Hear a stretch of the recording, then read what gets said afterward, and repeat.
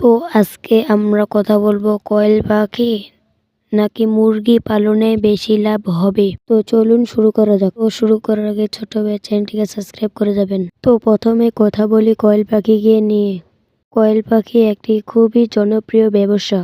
কম পুঁজিতে একটি ভালো মানের ব্যবসা হচ্ছে কয়েল পাখি। কয়েল পাখি খুবই কম টাকায় শুরু করা যায়, যেমন ধরুন 30 বা 40,000 টাকায় একটি ভালো বড় কয়েল পাখির খামার দেওয়া সম্ভব। কয়েল পাখি অন্যান্য পাখিদের তুলনায় খুবই কম অসুস্থ হয়। সুস্থ তেমন হয় না। কয়েল পাখি সাধারণত দুটি নিয়মে পালন করা যায়, একটি খাঁচা পদ্ধতিতে আরেকটি হচ্ছে মাচা পদ্ধতিতে পালন করা যায়। কম জায়গার ভিতরে অনেক পাখি পালন করা সম্ভব। এবার আমরা কথা বলবো মুরগি নিয়ে।